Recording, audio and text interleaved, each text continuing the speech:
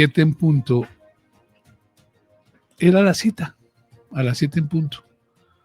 Nos hace el honor de tenerla aquí en los estudios. Primero, muy cumplida, llegó aquí a los estudios de ASB Noticias 6 AM en Colmundo.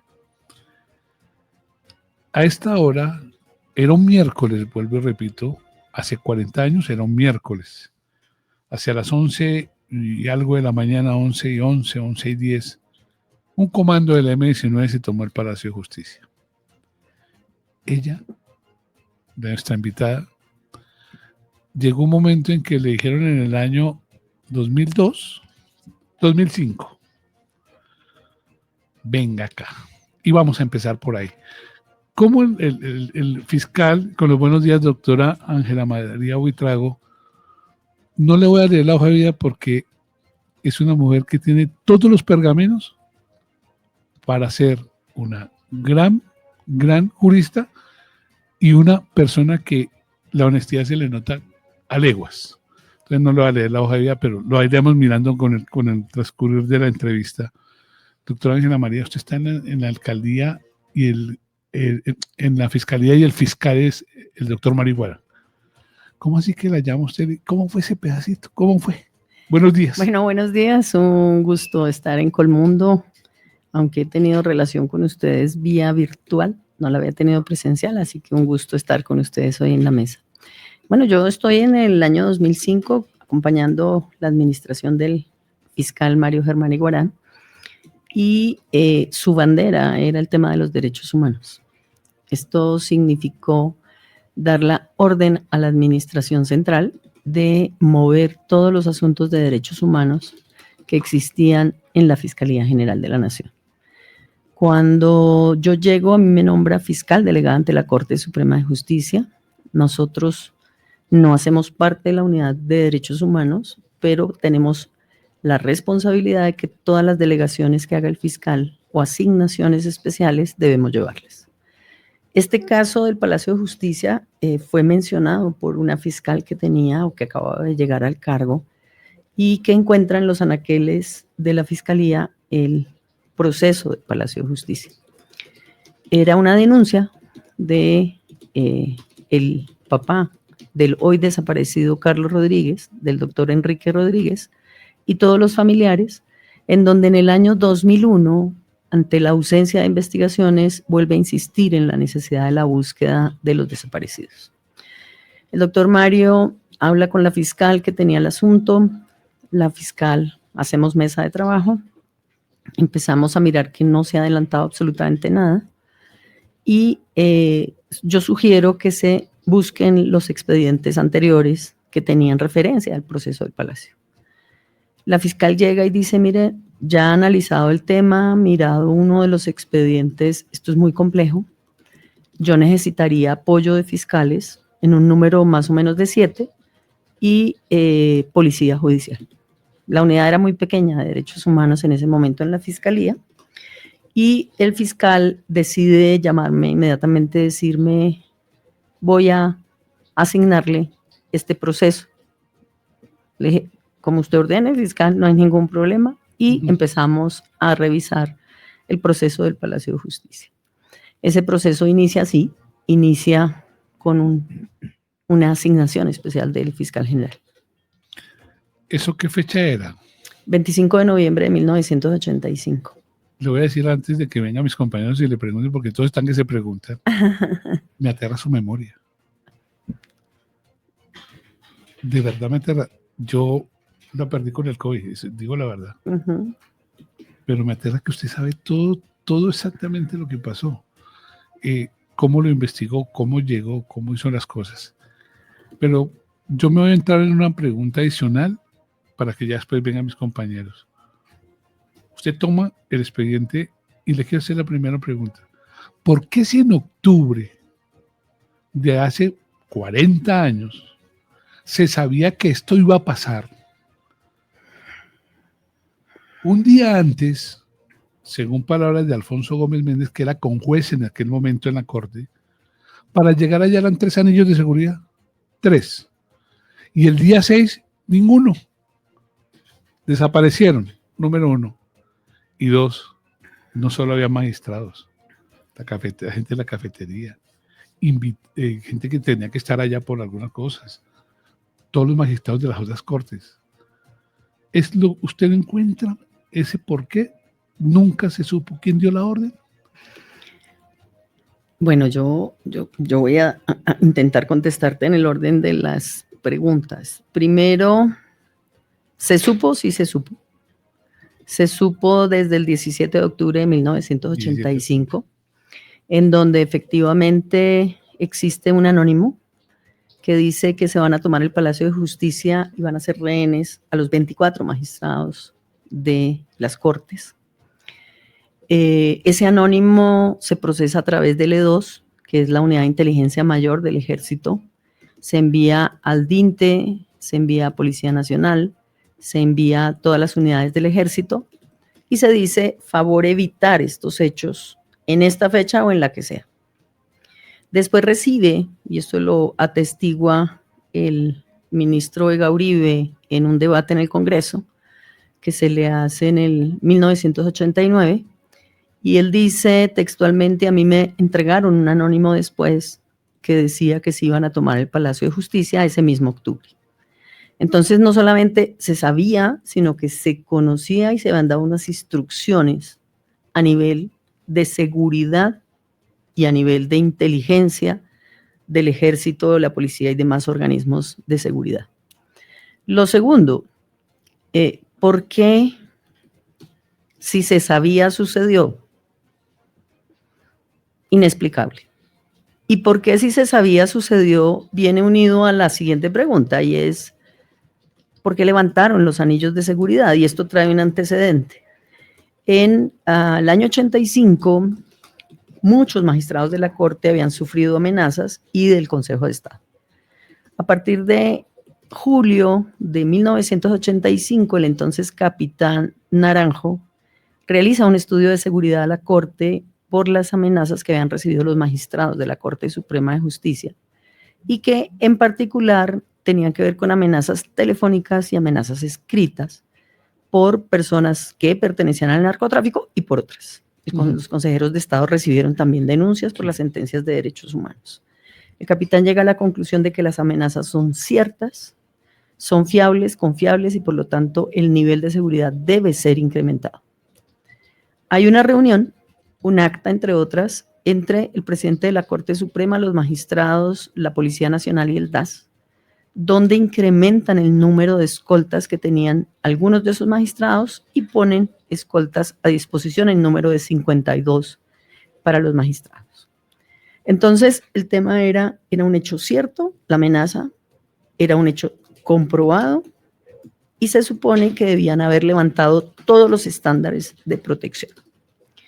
Esto termina en octubre de 1985, se ordena un puesto de vigilancia permanente y los anillos de seguridad, y a partir de octubre está incrementado el nivel de seguridad porque el Palacio solamente tenía unos guardias civiles, que eran los guardias de seguridad normales, y se ponen los anillos de seguridad para protección del Palacio y de los magistrados. El 5 de noviembre de 1985, y en particular el 6 de noviembre de 1985, no está ninguno de los anillos de seguridad. Entra sin ningún problema, los únicos que están respondiendo son los guardianes civiles o de la empresa de vigilancia que tenía el Palacio de Justicia. Que son los primeros que pierden la vida. Exactamente, son los primeros que pierden la vida por la calle Octava, y sobre esos elementos pues eran 3, 4 personas, no más, las que hacían vigilancia tanto por la entrada de la plaza como por la entrada de la Octava. Bueno, Germán, yo tengo tantas preguntas, la he escuchado tanto, le admiro ese trabajo que hizo, porque lo que usted ha contado solo lo logra una persona con tesón. No es fácil todo lo que usted logró, pero vamos a ir con mis compañeros. Germán René Jiménez. Doctora Ángela María, si la amenaza se conoció en octubre y finalmente los hechos se dieron en noviembre, previamente se había conocido de alguna fecha tentativa siendo que se conoció la amenaza en octubre y finalmente se concretó en noviembre. ¿En algún momento se habló de una fecha? Sí, cuando hacemos la investigación en los archivos del ejército, me encuentro yo los documentos originales de estos anónimos y los documentos de los radiogramas de la época. El 24 de octubre era la fecha señalada para la toma del Palacio de Justicia.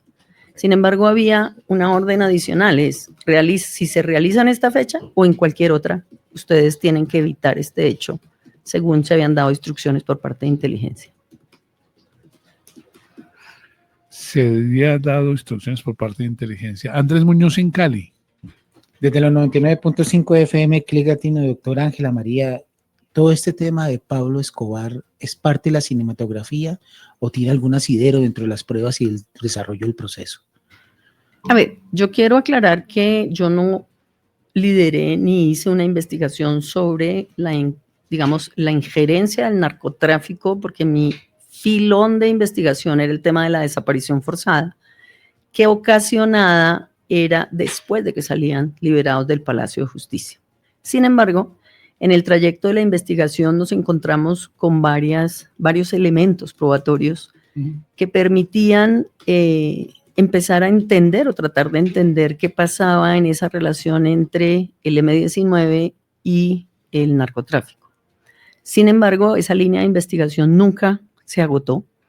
Tuvimos 2 declaraciones en particular, una de José Luis Vázquez Velázquez, alias Popeye, otra de Virginia Vallejo, que son públicas, entre otras porque ellos las hicieron públicas, que difieren las declaraciones judiciales en muchas de las que han dado mediáticamente, pero que en lo central decían que Iván Marino Ospina había tenido efectivamente una conversación, porque él era amigo de Pablo Escobar, en donde le había dicho que se querían tomar el Palacio de Justicia. Incluso textualmente dice José Luis, pero que Pablo Escobar se sonrió y le dijo, ¿y el Palacio para qué? Yo le aconsejo mejor que se tome el Congreso, porque los jueces no tienen un valor específico que le permita a usted hacer algo. Mientras que lo político, sí. Y se afirma que se entregó un dinero. Unos dicen que es cerca de 1.000, otros dicen que es cerca de 2.000 millones. Lo cierto es que ninguno concreta en qué manera se entregó, cómo se entregó, dónde se entregó, aunque hay una afirmación de parte de uno de los testigos que dice que sí, que hubo un maletín y que en ese maletín fue que se entregó. Lo cierto es que al no ser, digamos, un tema que estuviera en la relación directa con la investigación de desaparición, nosotros nos lo encontramos hacia finales, esos hechos hacia finales del 2008, esas declaraciones se practican en junio 11 del 2008, una en Estados Unidos y otra se practica aquí en Colombia en La Picota. Y aquí empezamos obviamente a mirar que hay elementos por lo menos de la afirmación de la necesidad de establecer la relación entre Iván Marino Ospina, lo que llevaba a que se hiciera una investigación independiente por las autoridades competentes y en este caso los fiscales que tienen que ver con narcotráfico y demás. Pero sobre esa base también es importante decir que en este contexto nosotros estábamos viendo un elemento de investigación y era averiguar qué había pasado con Iván Marino Ospina. Y encontramos dentro de la búsqueda de investigación que se ordenó en el programa metodológico que Iván Marino Ospina había sido asesinado en agosto de 1985 en un operativo.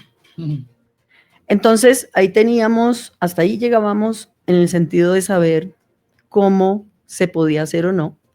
Incluso se citan otros testigos que podían tener relación, que niegan la relación de Iván Marino Ospina con el narcotráfico, pero independientemente tenemos las 2 versiones en el contexto. Seguimos avanzando en la verificación de los datos porque en la vía judicial yo no me puedo quedar con una sola afirmación, sino que tengo que buscar todas las pruebas que me permitan llegar a concluir y pues esa línea nunca se terminó investigativamente y realmente era una línea que surgía paralela a la investigación de desaparición en donde pues nos interesaba profundizar algunos aspectos, pero que una vez conocido que fue asesinado Iván Marino Ospina, que había personas que refutaban la relación, pues seguimos tratando de ahondar, y ya en el 2010, el 30 de agosto del 2010, yo paso mi carta de renuncia a la Fiscalía General ante la petición del encargado, cuando yo efectivamente cito a 3 generales a apertura de investigación.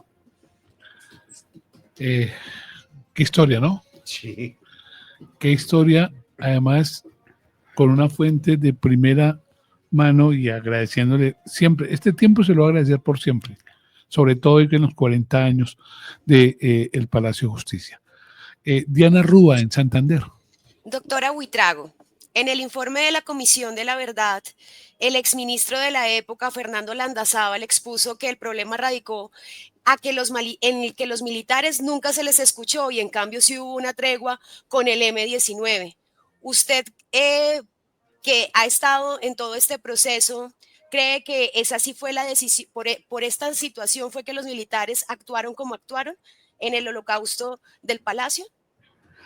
A ver, Diana, yo quiero distinguir 2 cosas. Una cosa es la actividad que se realizó el día 6 y 7 de noviembre de 1985, en donde no solamente se les escuchó a los militares, sino que llevaron el impulso de la acción completa en el control operativo que se tenía en el Palacio de Justicia. Lo segundo, ¿qué pasó con los militares después de sucedidos los hechos del Palacio de Justicia? También fueron oídos y escuchados, y mucho tiempo duró la versión de los militares ocupando las primeras páginas de todos los medios, diciendo que los hechos no se conocían, diciendo que ellos no conocían el Palacio de Justicia, diciendo que ellos habían solamente tratado de rescatar a las personas, que ellos nunca habían llevado personas a las unidades militares, que ellos lo único que hacían era rescatar y liberar, y que no hubo interrogatorios. Una vez se adelanta la investigación contra 31 miembros del M-19, Irma Franco, Hakim, Andrés Almarales, Otero, Oti Patiño, incluso el actual presidente Gustavo Petro, se genera una información sobre la base de un proceso que fue el proceso 30 de instrucción criminal, que después continuó en el juzgado segundo especializado bajo el radicado 4119, en donde se les acusó de homicidio, tentativa de homicidio, rebelión, incendio, y no se había abierto ninguna investigación por todos los desaparecidos, salvo una investigación que cursó en COFAC, que si no me olvido el radicado era el 062, significaba que estaba haciéndose una investigación sobre 3 desaparecidos: Irma Franco, Clara Elena Enciso y uno de los conductores de los magistrados del Palacio de Justicia. En este proceso que asumió la justicia penal militar, que inconcebiblemente asumió la justicia penal militar porque era un hecho que debía haber asumido la justicia ordinaria, en el año 92 se prescribe la acción contra el general Arias Cabrales y contra el coronel Edilberto Sánchez Rubiano del B2. Entonces, cuando tú me haces la pregunta de si se escuchó o no a los militares, yo quería hacerte esos 2 contextos, porque sin lugar a dudas se han escuchado las 2 versiones, se han oído las 2 versiones, pero lo más importante, se encontraron documentos que negaban muchas de las afirmaciones que se habían hecho de uno y otro lado. Déjeme, en ese radicado del juzgado, ese 4119 del juzgado segundo penal especializado, es la misma juez que dice, perdón, ustedes tienen amnistía en este momento y están listos, pero hay 2 cosas que aquí no se tuvieron en cuenta, es el incendio y el terrorismo. Por lo tanto, llama de nuevo a toda la cúpula, si me permite el término, doctora, yo no soy muy experto en la cúpula del M-19, incluyendo al hoy presidente de Colombia, y el gobierno se le viene el mundo encima diciendo, hay que sacar otro indulto. ¿Eso estuvo bien hecho? Bueno, yo quiero decir que la juez Useche, entre otras, hizo una investigación muy buena. La juez Useche trabajó sobre la base de efectivamente delitos entre otras delitos de guerra y delitos de lesa. Era claro por las normas internacionales que esta clase de delitos no eran amnistiables. Sin embargo, se concede una primera amnistía y precisamente en el año 90 y aquí no quiero ser imprecisa porque es muy importante este tema, en el año 90 que sale la acusación del juzgado 30 de instrucción criminal y pasa a jueces especializados, la acusación va por los delitos de incendio, homicidio, tentativa de homicidio, rebelión, y esta discusión era que estos delitos eran amnistiables. Entonces, hay efectivamente la verificación de otros hechos que podrían estar incursos en los delitos de guerra, se hace lo que se llama la readecuación de la calificación y se continúa con esa, calificación nueva. Incluso es bueno decirlo porque esto también es parte de un error que se ha transmitido durante muchos años y todo el mundo dice es que a los terroristas o a los miembros del M-19 o a los integrantes del grupo nunca se les investigó. No, no es cierto. Incluso llegaron a sentencia. Lo que pasa es que los efectos de la amnistía producen una decisión que nosotros llamamos en derecho penal perdón y olvido. Entonces, en este caso en particular, se les acusó, la acusación iba clara por los delitos que hemos mencionado. Y las amnistías pues generaron un efecto. Incluso ese proceso es reciente también. Eso tuvo una apelación al Tribunal Superior. Fernando Castro Caballero tuvo la ponencia e inclusive revocó una prescripción que se había dado en ese asunto. Ricardo Martínez. Doctora, le quiero hacer una pregunta personal sobre el caso, pero lo haré más adelante para no dañar el hilo. Andrés, que me dé el espacio más adelante. Quiero preguntarle sobre la confusión en las cifras.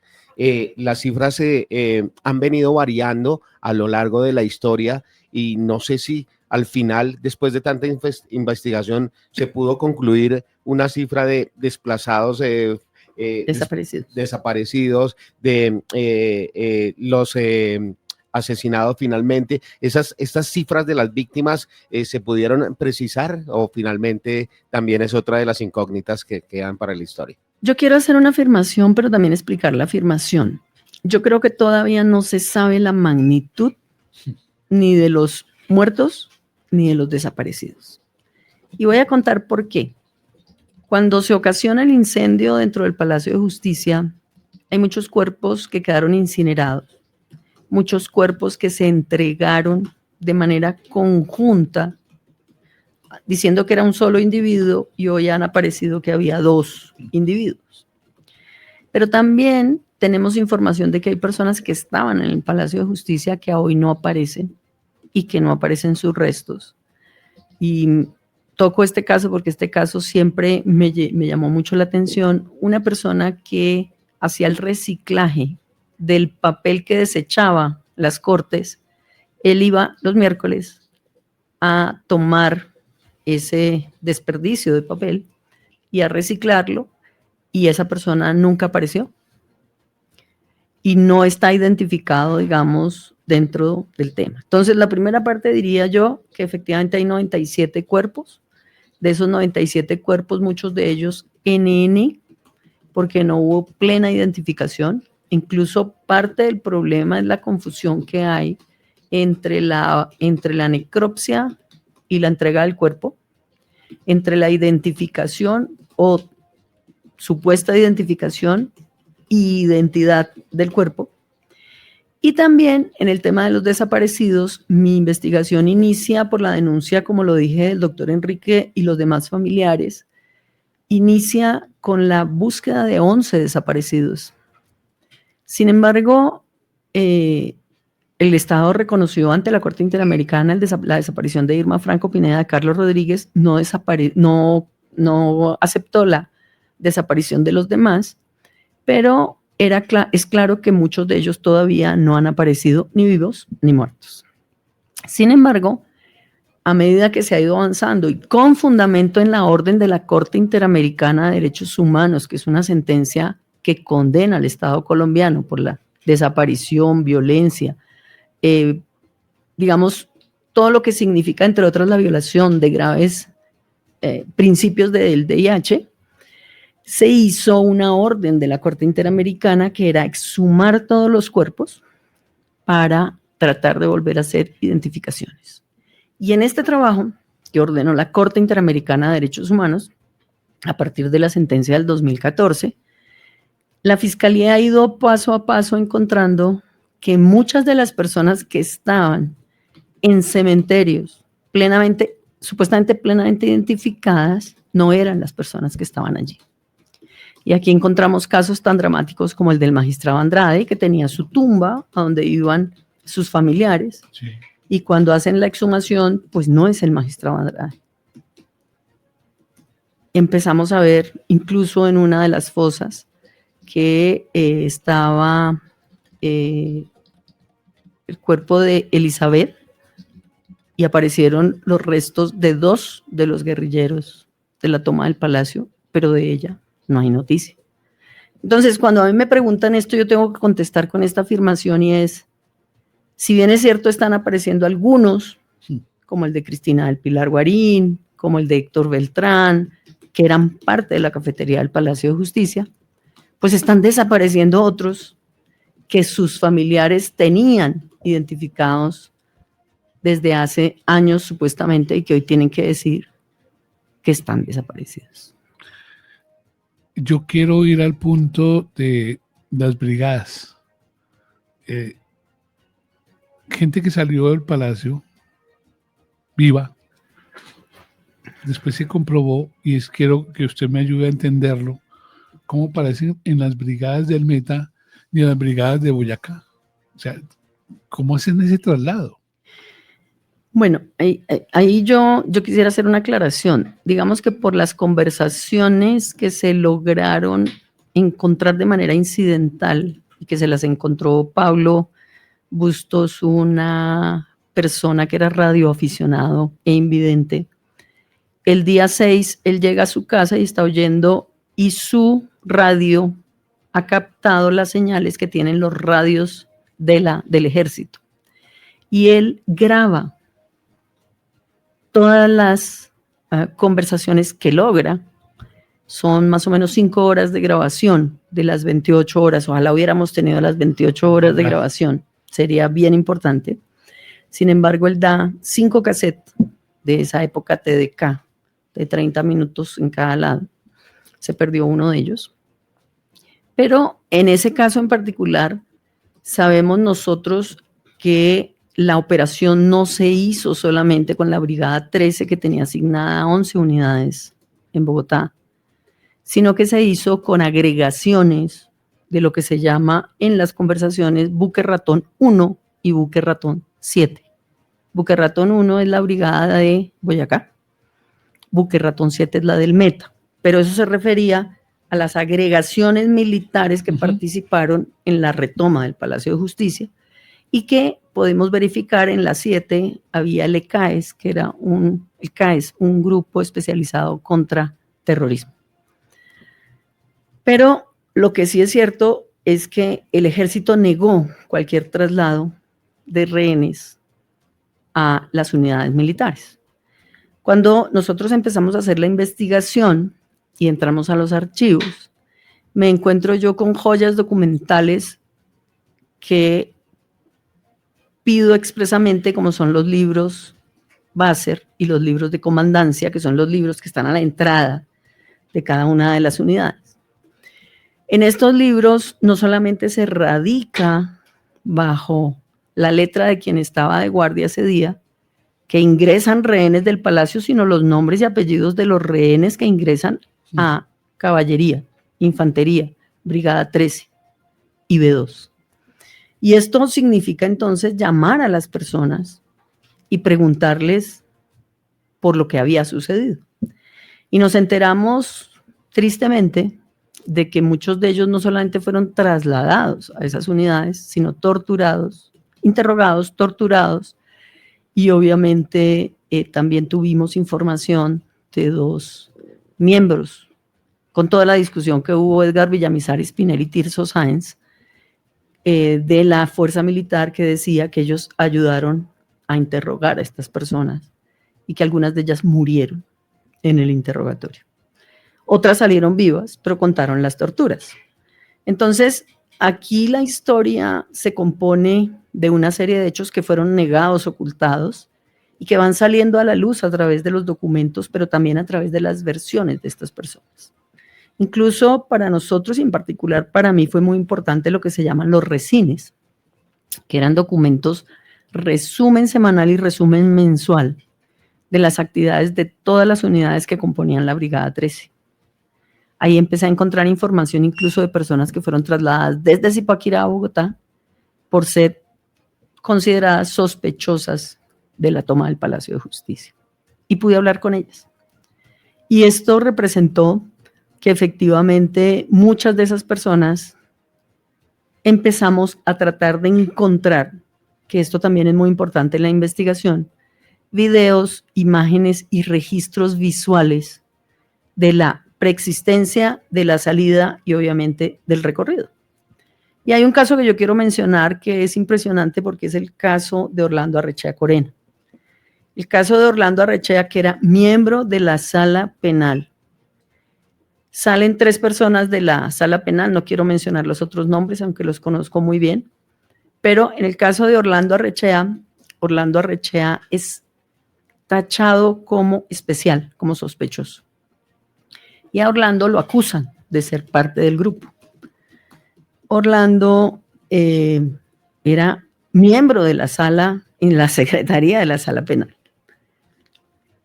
A Orlando lo vemos saliendo en una fotografía y en una toma de imagen, tanto de televisora nacional como extranjera, con las manos en la cabeza, ha sido fuertemente al lado y lado por 2 militares. He llevado a la casa del Museo del Florero, he subido al 2º piso, después lo sacan, que también está la imagen, en un automotor de la brigada, y curiosamente él va con otras personas, entre esas Jairo, que era de Legis, y va al Monacid en ese mismo carro, un miembro del M-19, que después apareció muerto en Palacio de Justicia al día siguiente. Y esto nos permite que las imágenes no nos engañan en el sentido de que vemos el recorrido y con cada una de las personas tratamos de hacer lo mismo cuadro a cuadro para poder encontrar el seguimiento de todas estas personas. Y por esa razón encontramos que no solo se llevaron a unidades militares, sino que se torturaron y obviamente se hicieron procedimientos de interrogatorio que nunca se comunicaron, nunca fueron puestos a disposición del juez, siempre estuvieron en manos y control del ejército. Y ya, obviamente, pues cada uno da la versión de lo que pasó allí, que es duro y lamentable, el caso de Yolanda Santo Domingo, el caso de Eduardo Matson, el caso de otras personas que, entre otras, todavía viven con temor y viven pensando que ese momento acabó con sus vidas desde el punto de vista físico y psicológico, porque dejaron daños irreparables en muchos casos. Mire, doctora Ángela María, yo voy a confesar mi edad con lo que le voy a decir. Yo soy hincha de Millonarios. ¿Y esa es su edad? Imagínense. Don Willy. De Millonarios. No, imagínense todo lo que he sufrido como hincha de Millonarios. Pero esa noche, yo estaba en la universidad estudiando mi ingeniería, no pasaba en un partido de fútbol ni a vainas, ni a bate. La ministra de Comunicaciones era Noemí Sanín. Y ese día que todos estábamos pendientes de lo que pasaba en Bogotá, la radio, lo que pasó en la radio, Cese al Fuego, Portovelar, Caracol, todos estaban, no escucharon a nadie, pero pusieron el partido. Y me lleva a mí a pensar, claro, le digo lo de hincha de Millonarios porque era el partido de Millonarios. Pues esa noche yo creo que no hubo ni buen rating en ese partido porque el país estaba pensando en algo. Pero también yo me pongo a pensar démosle circo. no hay sensibilidad, no había sensibilidad en ese momento, a pesar de que usted imputó al presidente, o pasó, o quiso imputar al presidente Belisario Betancur. A ver, yo pienso dos cosas que también es importante decirlo.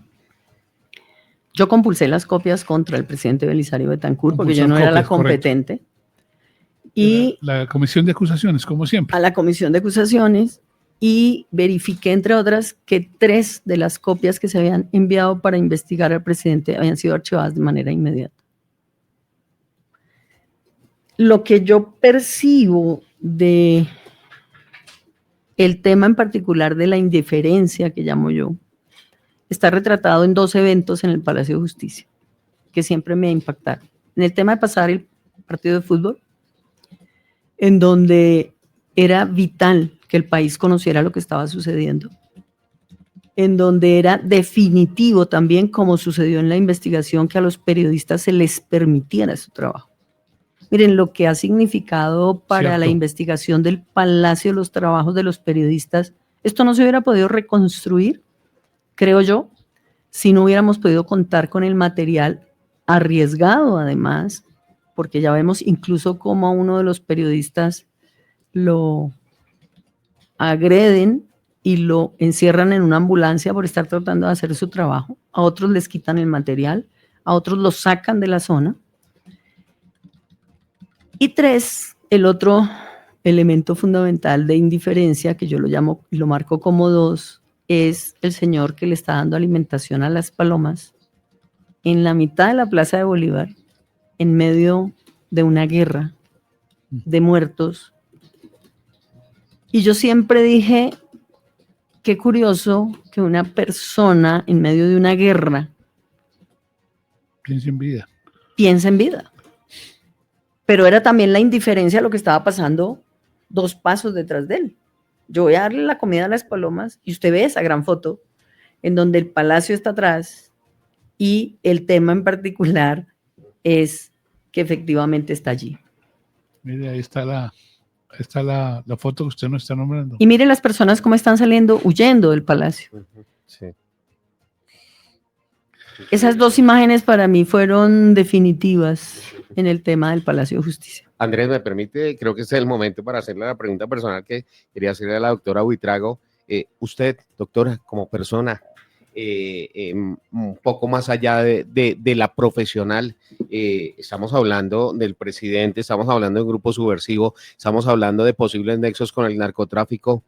¿Cómo vivió usted esos momentos? ¿Tuvo o recibió amenazas o pudo hacer su gestión libremente? Es un tema muy delicado, la persona. ¿Cómo vivió ese momento? Bueno, yo creo que tengo que rescatar 2 cosas importantes. Yo pude hacer la investigación porque tuve el respaldo del entonces fiscal general también, Mario Germán Iguarán, que en la vida dio una dirección contraria, tiene que hacerse la investigación y lo que da.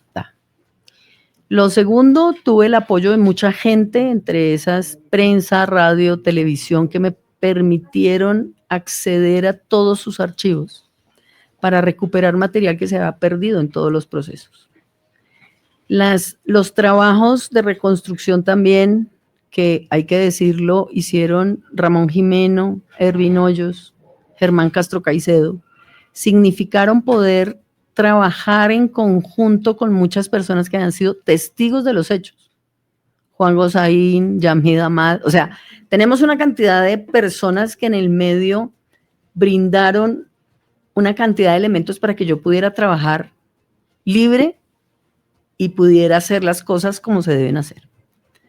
Lo segundo, obviamente, este es un caso de resonancia internacional, de connotación muy fuerte, política, social, y desde ese punto de vista, en Colombia es un antes y un después. Hay partidarios de unos y hay partidarios de otros, y eso significó ponerme en la mitad de esa discusión. Y obviamente en la amenaza y en el señalamiento incluso de lo que iban arrojando las investigaciones. Amenazas directas, amenazas claras, persecución. Incluso yo ya había salido de la fiscalía, estaba en México. Uno de los investigados viajó a México con una congresista para pedir que México me expulsara en la labor que yo estaba haciendo en la OEA y convocando a todos los militares de esa época, también mexicanos, a través de radio, televisión, prensa y conferencias en las universidades. La persecución ha sido una constante, pero yo tengo una tranquilidad y es que la prueba está ahí. Y tengo la tranquilidad también de que las víctimas necesitan saber la verdad. El país necesita saber la verdad. Y por esa razón, cuando a mí me dicen, ¿usted se ha sentido amenazada? No, he estado. Pero la verdad, no me quiero sentir maniatada para absolutamente nada. Y la labor se hizo dentro del concepto de mi libertad y autonomía, que significaba entrar incluso a los archivos militares y que me permitieron entrar a los archivos militares. Creo que es de las pocas veces en que se logra entrar a todos los archivos militares en investigaciones en Colombia. Alejandro Cortés, yo quedo uno aquí como Sí. Alejandro Cortés. Doctora Ángela, precisamente hablando de ese objetivo de que el país y sobre todo la familia de las víctimas conozca pues la verdad de los hechos, después de que se conoce en el 2014, por supuesto que la Corte Interamericana de Derechos declara al Estado colombiano responsable por violaciones graves de derechos humanos.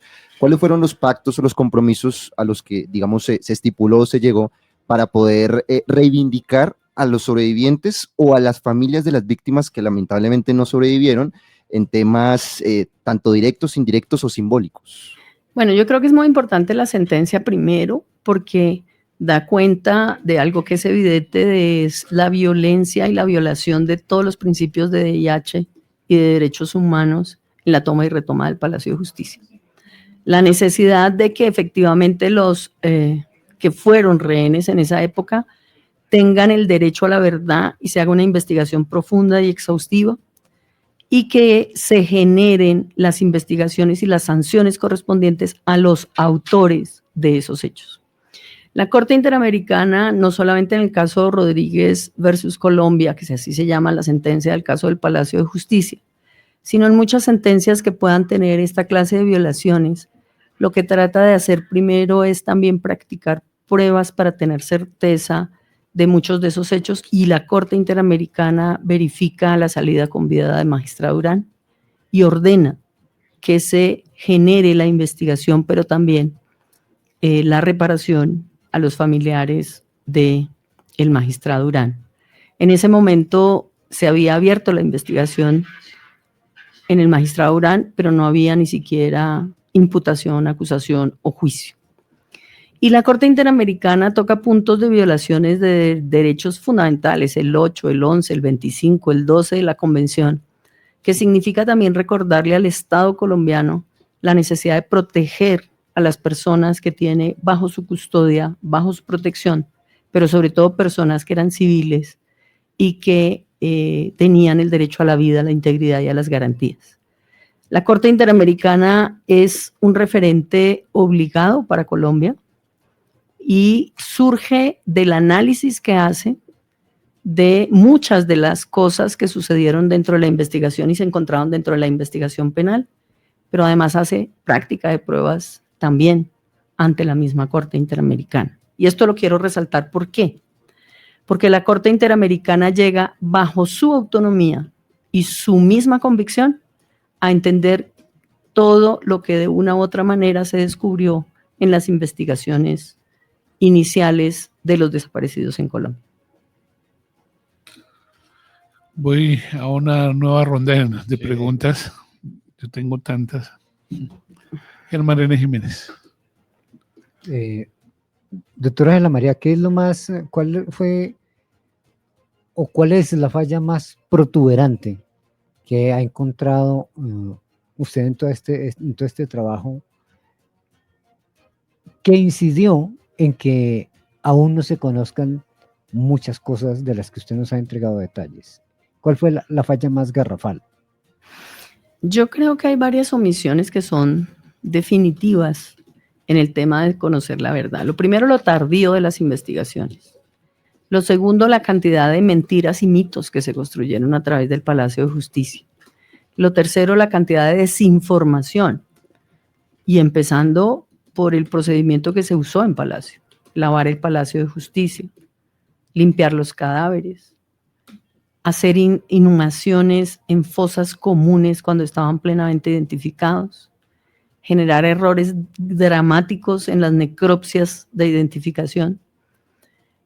Todo eso impidió que usted fuera avanzando realmente, porque usted parte de lo que nosotros hablamos en derecho penal, el principio de confianza. Yo parto de la base de que medicina legal hizo un trabajo adecuado y que esa persona corresponde a esa persona porque se hizo el cotejo, que nosotros llamamos dactiloscópico, para identificar a la persona.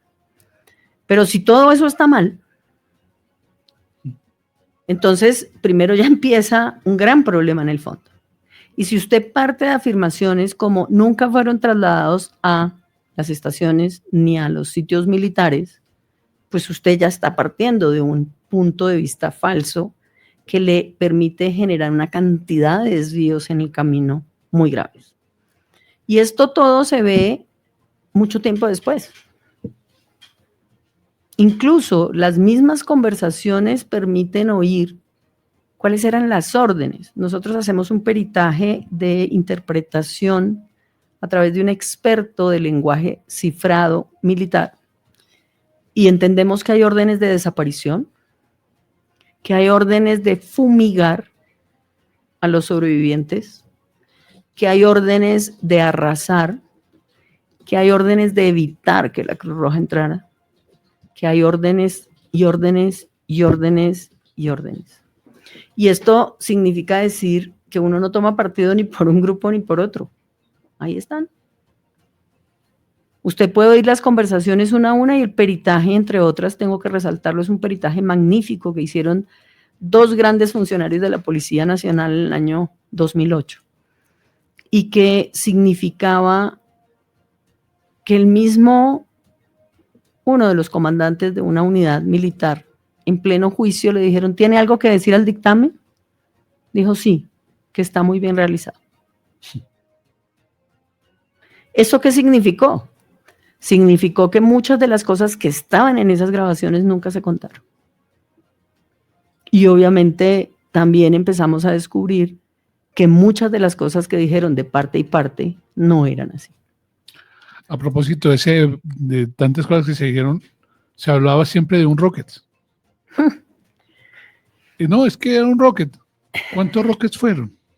En la contabilidad de ellos se dijo que solamente se había usado un rocket que había sido utilizado frente al frontispicio del palacio. Ustedes ven un disparo a las 2:15 de la mañana del día 7 de noviembre de 1985 que pega contra la parte de arriba del palacio.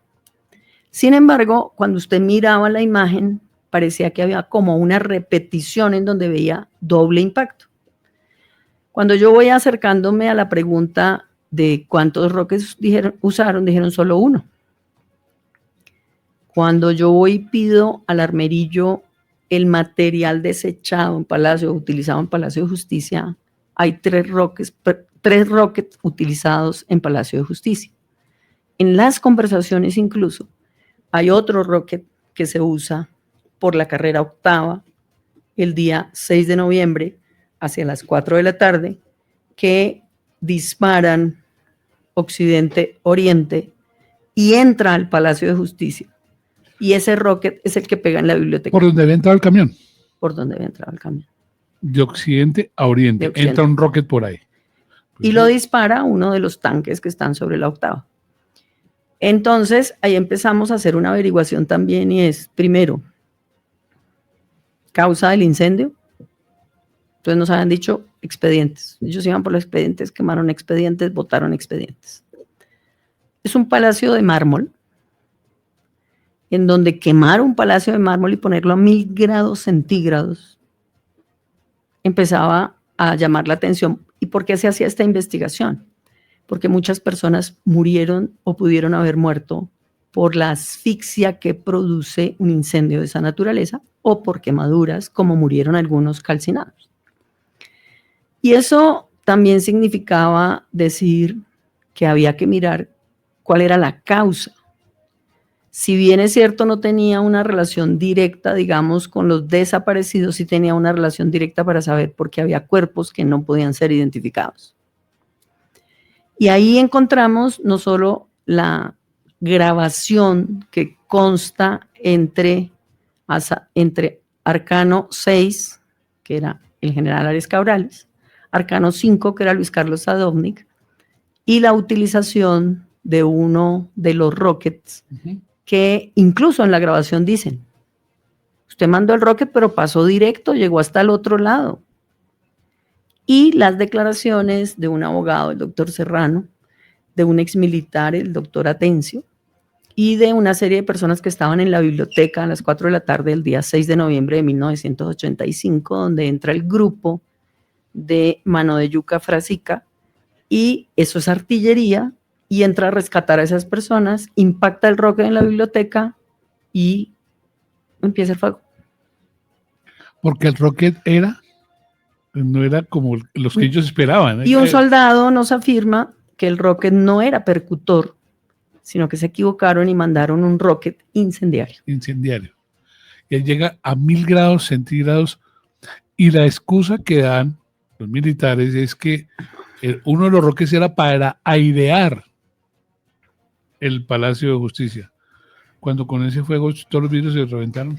Exacto. Y otro elemento, se encuentra que hay una incursión de 2 grupos especiales que se llamaban grupos antiterroristas, CAES, a las 2:30 de la mañana, exactamente cuando se utiliza el rocket sobre el frontispicio del palacio. Era una forma de distracción o de tratar de impactar allá para que pudieran entrar los demás.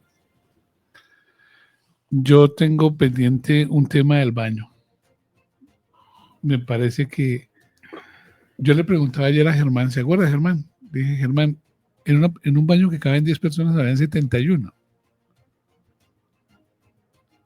Y entonces, esas 71 personas, ¿cómo mueren? ¿Qué investigó usted? ¿Qué logró encontrar? 71 personas en un baño estaban escondiéndose. Estaban mirando cómo sobrevivían. Y en esas 71 personas habían 4 guerrilleros tal vez. ¿Y quién acciona? ¿Qué pasa ahí? ¿Usted qué investigó ahí? ¿Qué se encontró en esa investigación? Digamos que la investigación del baño es una deuda pendiente, pero sí se logró adentrar en las circunstancias de modo, tiempo y lugar que llevaron a la utilización del baño, a la operación final de rastrillo y a la operación de fumigación en el baño. Y ahí, obviamente, entramos con la verificación de que había guerrilleros, magistrados y civiles. E incluso había una persona que para mí es muy importante en las declaraciones, simplemente menciona el nombre, Magalis, en donde nos cuenta claramente muchas de las cosas que estaban pasando en el baño. Está la magistrada Idea Anzola, está la magistrada Fanny, está el magistrado Eduardo Gaona, está el magistrado Murcia Ballén, está el magistrado Durán. Y empezamos a ver cómo ese baño se convierte realmente en el centro de atención que amerita una investigación profunda, porque allí murieron muchas personas dentro del baño, que nunca fueron investigadas las causas, que nunca han hecho un cotejo ni de balística ni de proyección balística, que nunca ha habido la posibilidad de establecer fehacientemente, porque recordemos que todo eso tuvo alteración, la escena, que no sabemos tampoco las posiciones claras de las personas dentro del baño, porque hubo movilidad, unas se hacían atrás, otras adelante, había órdenes de almarales de que se cambiaran de posición, de que se pusieran los magistrados en fila frente a la puerta, incluso se utilizan los rehenes como escudos humanos, etcétera, etcétera, etcétera. ¿Quién dispara? Pero sí encontramos que se utilizaron explosivos en la parte exterior del baño. Una vez que sale Reinaldo Badebecker por cuenta de todos los que están en el baño, él pide el cese al fuego, pide la Cruz Roja y pide hablar con el presidente de la República. No lo dejan hablar con el presidente de la República. Lo tienen más o menos 1:30 preguntándole absolutamente todo en la casa del Museo del Florero y lo mandan para su casa en un carro militar. Y explotan una carga alta de dinamita en la parte externa del baño cuando las personas estaban dentro de un baño que estaba compuesto por mármol, aluminio y vidrios. Hay muchas esquirlas. Hay muchas personas que tenían heridas de esquirlas. Hay muchas personas que murieron dentro del baño. Hay personas que tienen tiros de ejecución. Entonces, todo esto significa, sin lugar a dudas, que estamos trabajando sobre la base necesaria de entender cómo cada uno de estos elementos lleva a que se trabaje en torno a la necesidad de establecer la responsabilidad en concreto. Normalmente la cadena está a esta hora entregando la participación a nivel nacional con las diferentes ciudades, pero la importancia de tener a la persona que está aquí en los estudios de ASB Noticias de Colmundo Radio. Vamos a seguir de largo. Y vamos a seguir de largo porque es tanto lo que hay que hablar y además con todo el tiempo. Porque aquí esto no hay que ponerle tiempo, ponerle límites. Y vamos a seguir derecho. Ricardo Martínez, que es nuestro director de programación y producción, logró establecer esto con la cadena. Vamos a seguir de largo entonces, ¿verdad?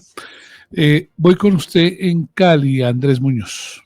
Desde los 99.5 FM Clic Latino, doctora Ángela María, se volvió célebre y queda en la memoria de todos los colombianos la famosa frase del coronel Plazas Vega cuando dice, entre comillas, defendiendo la democracia, maestro, cierro comillas. ¿Cuál fue el acto, la prueba más grande que se tuvo a cargo de los investigadores de la Fiscalía, del gobierno, pues de la parte del juicio, para obviamente dar la acusación, la resolución de acusación en contra del coronel que finalmente le sentó sentencia? Bueno, recordemos que entre otras tuvo sentencia de primera instancia condenatoria, sentencia de segunda instancia condenatoria y en casación fue absuelto por duda con una votación 4-3. 4 magistrados dijeron sí, 3 dijeron no. En ese caso en particular, tanto la acusación como la sentencia de primera instancia y la de segunda instancia entienden que él era un partícipe del caso del Palacio de Justicia, pero además conoció el envío de las personas a las unidades militares, era la Escuela de Caballería, un lugar que tenía un sitio donde llegaban las personas que eran enviadas y que nunca contaron desde la Casa del Museo del Florero. Era una persona que imprimía órdenes, tenía control, mando e incluso, ustedes se acordarán, que daba también las declaraciones en representación del Ejército Nacional de Colombia. Incluso al finalizar la operación, el general Arias Cabrales tiene que mandarle una inclinación a través de una de las comunicaciones para decir que no tiene autorización para hablar porque venía hablando de todos estos hechos.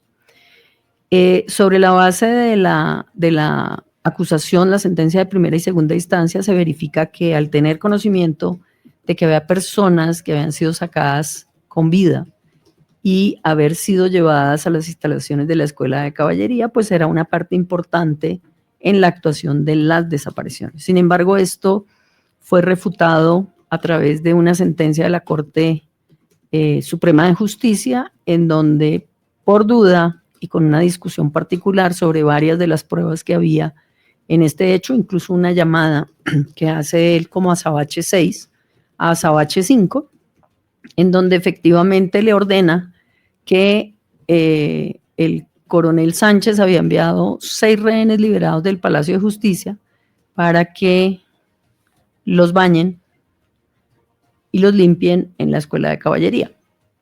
No, esa es una llamada que tiene unas condiciones particulares que también se usó como parte del fundamento de la acusación.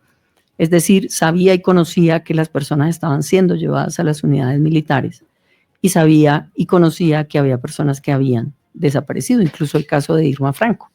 Irma Franco sigue efectivamente desaparecida.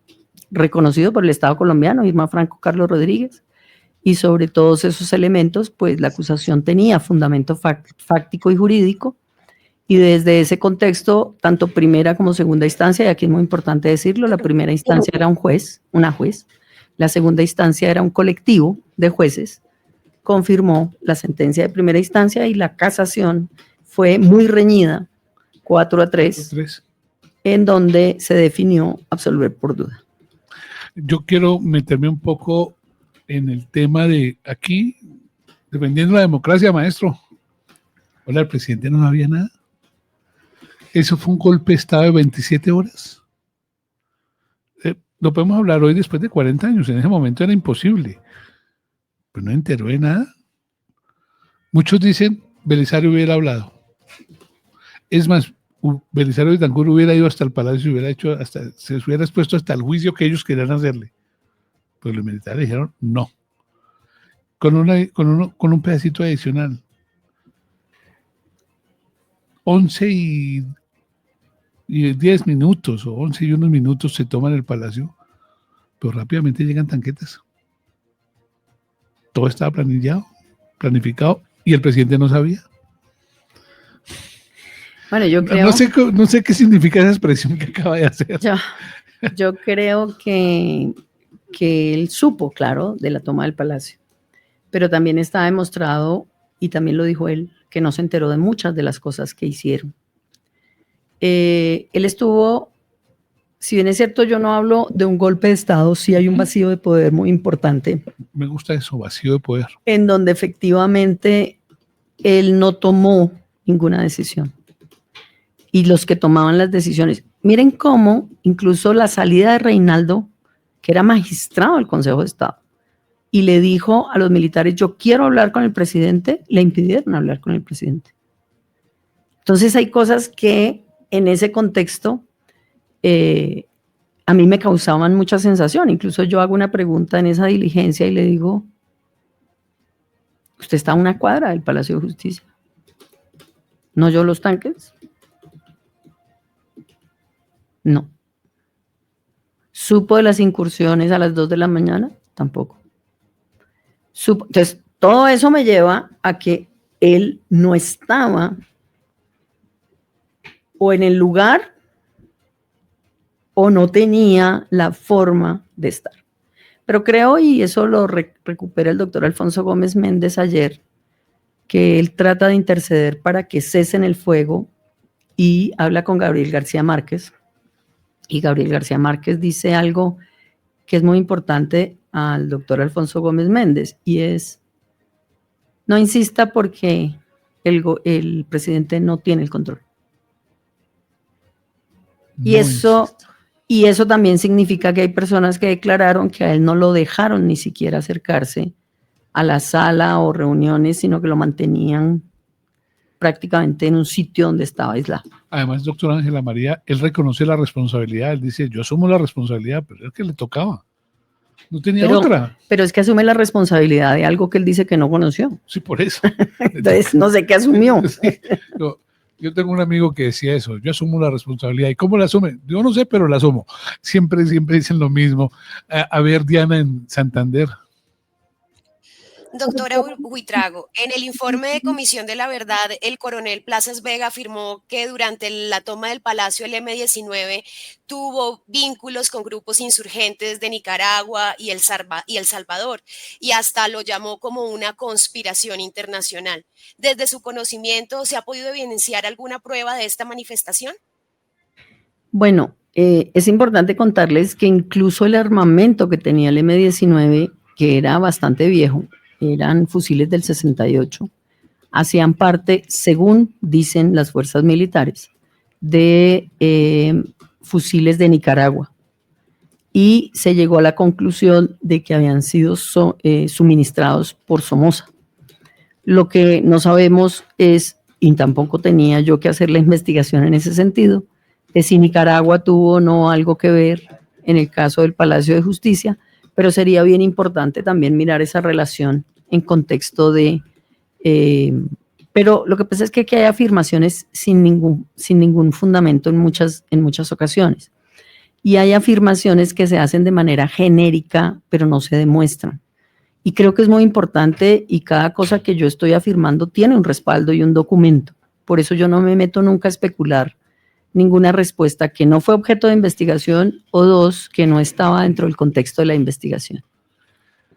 Seguimos en este gran especial de los 40 años del Palacio de Justicia aquí en ASB Noticias 6 AM, hablando con la doctora Ángela María Huitrago, que llega en el año 2005. Yo le quiero hacer una pregunta y es, ¿cómo logra usted, porque me imagino que dejó todo organizado? Usted dijo, entregué mis cosas rapidito. ¿Pero usted qué encontró? Encontró unos archivos tirados. Yo le decía ayer a Germán René, yo le escuché hablar a usted de dos cosas que volvió a mi infancia. El papel carbón y el papel mantequilla. Así es. ¿Qué encontró usted en eso? Mire, la cantidad de expedientes, cuando yo salgo de la fiscalía, había 4 rupturas procesales, es decir, se había abierto procesos contra el coronel Plazas, contra Alberto Sánchez Rubiano, contra el general Zamudio, contra el general Arias Cabrales, contra los del COICI. Entonces, todo eso significaba buscar documentos relacionados con la función, con la actividad y con la intervención. Cuando nosotros buscamos todos esos documentos, el expediente llega cercano a tener entre originales y anexos más de 220 cuadernos. Cada cuaderno tiene 300 folios. Eso significa decir que nosotros encontramos una serie de material que representa, entre otras, la mayoría de investigación documental en los archivos, en los videos y en las fotografías que incluso también tomaba el ejército. Y sobre esos elementos encontramos información sobre el antes de la toma, que también es muy importante porque es un contexto que tampoco hay que olvidar. Y no es un contexto de que en el año 85 pasó la toma de un grupo, sino es un contexto de una intención de hacer un proceso de paz del año 84. Ahí está Yarumal, están una serie de historias bien importantes y todo eso estaba documentado. Cómo fue el proceso, cuándo se abortó, cuándo se... Y desde ese punto de vista también cómo había una acción clara por el manual, por el plan tricolor, que viene desde el año 80, desde antes, porque el plan tricolor es un manejo que se hace trianual, por el manual de operaciones 001 y el 002, en donde había una clara determinación del grupo del M-19, en donde se les perseguía por ser trotskistas, chauvinistas y marxistas, en donde empezó a haber una persecución, un seguimiento claro también y ejecuciones de miembros del M-19. Pero todo esto necesitamos saberlo también para poner en medio de ese contexto las acciones que realizaba el M-19 durante muchos años. Los secuestros, las tomas, incluso la toma de la Embajada de República Dominicana. Todo eso estaba documentado. Posteriormente, el durante Palacio de Justicia, es decir, qué órdenes se impartieron, pero teníamos ahí documentos, grabaciones de radio, informaciones de actores y el después. Los informes con los que cerraban la puesta de la retoma. Entonces, todos esos documentos son militares y todos esos documentos que no diría que son únicos y que son solamente los que tiene el ejército, pues permitieron hacer todo este recorrido también, ¿no? 8 de la mañana, 7 minutos. Tengo tiempo para unas 2 preguntas más, porque quiero llegar a la parte final con usted, como bien decía Ricardo, por la parte personal. Y vamos a hacer 2 preguntas. A ver, Alejandro. ¿Me deja arrancar ya con la parte personal? Porque yo también tengo una pregunta sobre eso. No sé si No. quieran relacionarlo antes. ¿Tienen algo de frente al Palacio o no? No, tengo algo personal. Ok, yo sí tengo algo frente al Palacio. A los 8 días después pasa lo de Armero. Yo no sé si a usted le dio tan duro como a mí escucharlo. Que con los muertos de Armero, voy a utilizar el término mío, no sé si sea, tapaban los muertos del Palacio de Justicia. ¿Usted qué sintió ahí? Yo no lo pensé así nunca, pero cuando vi la verificación fue una realidad la afirmación que usted hace. los muertos de Armero fueron sepultados en la misma fosa común, encima de los muertos de Palacio de Justicia. Yo ahí, Entonces, el tema es, Armero fue una de los grandes hechos y fenómenos naturales, porque aquí es un fenómeno natural, también advertido, que significó desubicar el foco del Palacio de Justicia y generar obviamente la empatía, la solidaridad y la angustia por lo que estaba viviendo Armero. Pero técnicamente la afirmación que usted hace es correcta desde lo que uno investiga en el tema de la fosa del Palacio de Justicia. Incluso cuando se abre esa fosa en el año 98 por el EAF, hay un problema y es que hay gangrena gaseosa producida por los cuerpos de Armero. Y eso es mortal. Y entonces había que hacer una exhumación por capas, en donde obviamente tienen que sacar los cuerpos con mucho cuidado frente a esa situación en particular. El tema de Armero, sí, distrajo. Aunque tenía toda la razón de distraer, porque era un tema de humanidad violento, de hechos lamentables de muerte y obviamente de número de personas perdidas y de futuros de vidas acabadas. Pero todo el mundo decía que Armero salvó al presidente Belisario Betancur también. nunca escuchó ese dicho que más se perdió en Armero que en el Palacio. No, Nunca lo escuchó. no. Precisamente por eso. Salvar una cosa con la otra, una con el dolor. Y la otra que le quiero hacer, ya vienen las preguntas de la parte personal seguramente de todos. ¿Usted qué sintió cuando encontró esa billetera? Mire, el caso de la revisión del B2 es... Yo no le buscaba un calificativo, pero es surreal. Y es surreal porque después de tantos años, yo entro al B2 en el año 2006, y me dicen, no, aquí solo hay documentos desde el año 2001,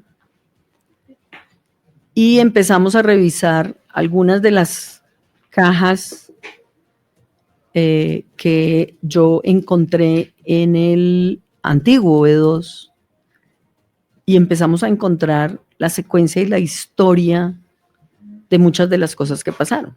¿Por qué? Porque encontramos las listas de los rehenes liberados, la cédula de Yolanda Santo Domingo y de Eduardo Matzo, la confesión frente a un interrogatorio de una S sobre todas las actividades del M-19 hechas con antelación y futuras. Encontramos información de actividades que realizaban en otros contextos. Pero es surreal porque la caja, me acuerdo mucho que encontramos, venía encima con un libro rojo de firmas del Castillo Marroquín. Y fue curioso que nosotros empezamos a bajar en la búsqueda de esa caja, había fotografías, había rollos, en esa época rollos de cámara. Rollos, sí. Y nos pusimos a mirar si había fotografías del Palacio de Justicia. No, había una cantidad de fotografías de personas. Encontramos una cantidad de cosas en el B2 y encontramos la billetera del magistrado Urán. Sí. Y la billetera completa del magistrado Urán. La billetera con la cédula, con la fotografía de la mujer, con la fotografía de las niñas, con los carnet, con el pase inclusive de Estados Unidos. Él estudió en Estados Unidos y tenía documentación americana. Y ahí uno no quería especular absolutamente nada, pero era efectivamente muy diciente toda esa información que estaba ahí. ¿Qué sintió? Primero, pues que había elementos muy importantes para la investigación, que me parecía que servían muchísimo, en donde encontramos incluso diferentes versiones de listas, en donde había personas que habían sido rescatadas y que sabemos que habían sido rescatadas y no aparecían en las listas, cuando era obligatorio el control. y eran las personas que se habían ido a las unidades militares. Entonces empezamos a encontrar muchas cosas que significan también decir que hay, uno como investigador lo que necesita es información. Entonces la información a uno le produce mucha alegría cuando la encuentra, Claro. porque es en beneficio de la investigación. Pero es dramático que teniendo todas esas cosas ahí, tampoco se hubiera avanzado en muchas cosas. Porque está todo ahí. No sé si alguien se puede imaginar que si esto se hubiera hecho hace 40 años, otras cosas hubieran podido hacerse. Seguramente no tendríamos el país que hoy tenemos. Podríamos Bien. haber pensado en otras cosas. Ahora sí, Alejandro. Doctora Ángela, precisamente para las nuevas generaciones hay mucho desconocimiento con respecto a este tema, ya son 40 años, y uno ve que las nuevas generaciones tal vez no les interesa averiguar o documentarse sobre estos acontecimientos, pero porque es importante que estos hechos no mueran y que las nuevas generaciones sepan contarlo. Y por otro lado, al utilizar esa palabra, porque es que ahora cuando hay una discusión todo es que es un golpe de Estado, es un golpe de Estado, porque esto no puede volverse a repetir en Colombia. Ahí yo tengo una discusión, y es que palacios de justicia se repiten todos los días en Colombia. Entonces, el tema para mí más importante es, si usted conociera la realidad de Palacio de Justicia, podría evitar nuevos palacios de justicia. Y desde ese punto de vista, podría evitar lo más importante para mí, que son graves violaciones de derechos humanos. Podría evitar muertes, podría evitar desapariciones, podría evitar familias destruidas, podría evitar futuros que no solamente fueron cercenados por lo que pasó en Palacio de Justicia, sino que aumentan en rencor, en violencia, en odio o en incertidumbre. Y cuando me hacían la primera pregunta de este amable espacio, yo decía, fíjate que si sabíamos que se iban a tomar el palacio, era evitable esta catástrofe. Y era evitable y no se hizo. Era posible impedirla y no se hizo. Y en muchas ocasiones nos pasa en Colombia con las masacres, con los atentados, con todo lo que está pasando. Entonces, yo creo que el Palacio de Justicia primero no se puede desconocer. Incluso la Comisión de la Verdad del año 2016 obligó a que esto fuera parte de la historia, de los libros de historia del país. La omisión en que los jóvenes conozcan esto es cercenar la historia del país y es no permitirles acceder a una realidad que incluso ellos mismos pueden cambiar. Para mí, que los jóvenes conozcan el tema del Palacio de Justicia, que en muchas ocasiones ni siquiera se ve ni en el colegio, menos en la universidad, significa que viven ausentes de la realidad de un país que ellos mismos van a tener que dirigir. Por eso es importante que los países promuevan todos estos hechos. Si Alemania con el holocausto nazi lo que hace es precisamente dejar sitios de memoria y contar lo que pasó para que no se vuelva a reproducir, pues el Palacio de Justicia tendría que ser igual. Preguntas ya para finalizar. Germán René. Esto es muy subjetivo, doctora Ángela María, lo que le voy a plantear, pero queremos escuchar su concepto. Del M-19 y de esa insurgencia o de esos individuos, pues no se podía esperar nada bueno. Pero del ejército y de las instituciones sí, y lo que usted aquí ha relatado nos deja con una convicción aún más grande y más férrea de que quienes no debían fallar fueron justamente los que fallaron. Digamos que para generalizar, el ejército. ¿Usted tiene esa misma percepción? ¿Después de 40 años se puede hacer algo para aplicar justicia o así sea para señalar, no sé, qué responsabilidad debería asumir el ejército? Bueno, Germán, yo creo que parto de un símil parecido. ¿En qué sentido? en que uno espera del criminal, la expectativa de lo que hace el criminal es criminalidad. Del Estado es legalidad. Entonces, cuando yo miro y digo, ¿qué espera usted de un criminal? Que sea criminal, que se comporte como criminal. Pero incluso los criminales tienen reglas en DIH. Tienen expectativas que deben cumplir de no utilizar determinadas armas, de no utilizar rehenes, de no trabajar de alguna manera desde las convenciones de Ginebra. Entonces ahí también hay un punto en donde sí, yo espero, pero si es una organización de esa naturaleza y está en el conflicto armado, yo espero que usted por lo menos respete las normas mínimas de DIH. Ahora, lo que usted hace es criminal, sí.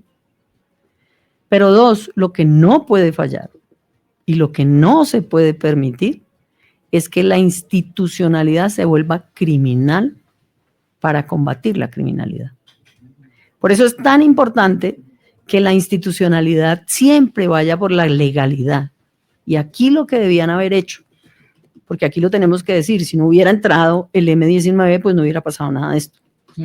Pero dos, como entró, lo que debían haber hecho es capturar y poner a disposición de los jueces. No podían capturar y desaparecer, no podían capturar y ejecutar.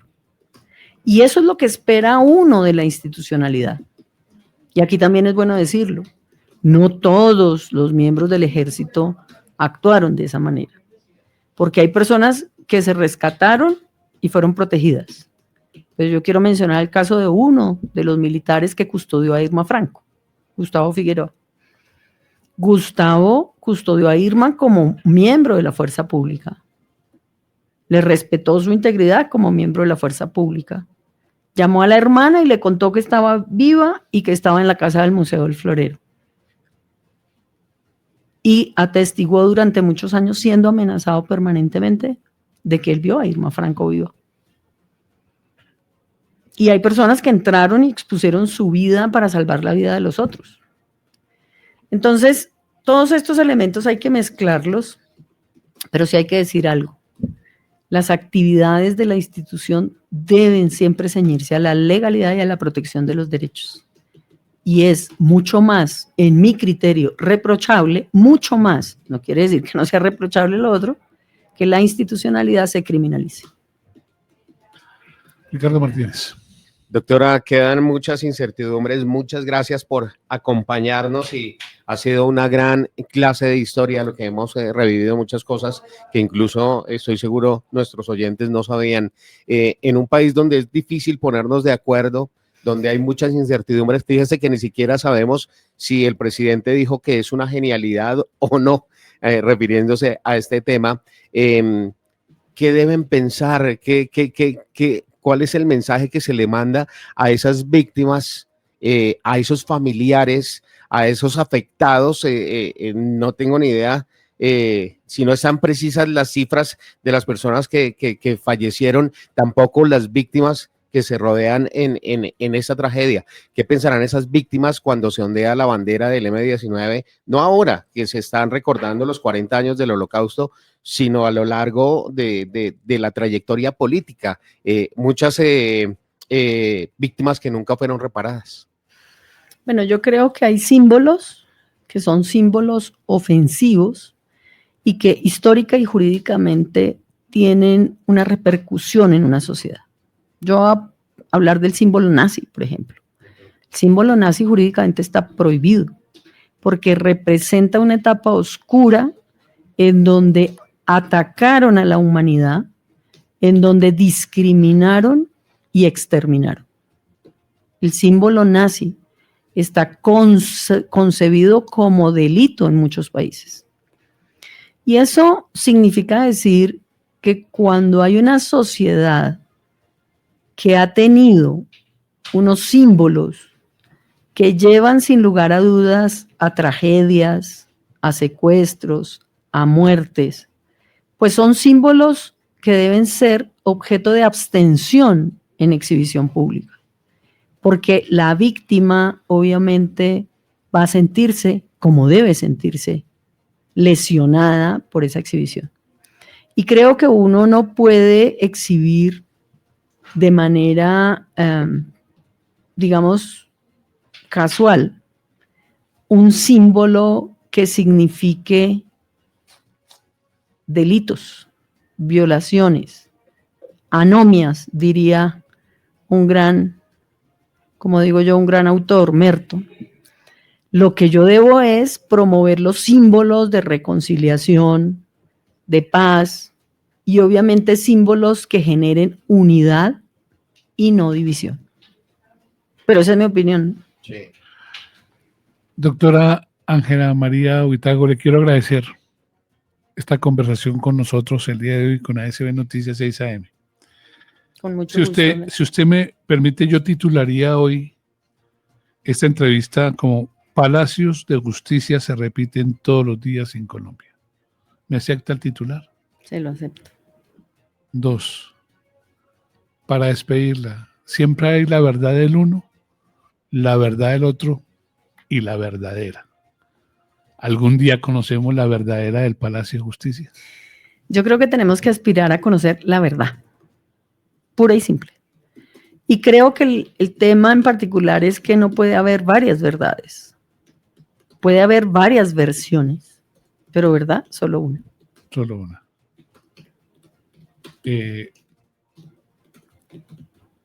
Le preguntaron por su seguridad. Vi que usted dijo que usted la tenía y necesito que me recomiende con el hombre. ¿Cómo es la seguridad con el de arriba? ¿Cómo es? Total. Es mi mejor, como digo yo, es mi mejor hombre. ¿Me recomienda? Claro, con mucho gusto. ¿Cómo se sintió aquí? Muy bien, y la verdad creo que el trabajo de recordar este tema es fundamental en un país como Colombia. Y siempre me he sentido muy bien con ustedes, así que no es la excepción hoy. Gracias, doctora Ángela María. Mire lo que nosotros decimos siempre con nuestros oyentes y con ustedes. ASB Noticias, el respeto hacia los entrevistados y hacia usted, amigo oyente. Gracias, de nuevo. No, con mucho gusto.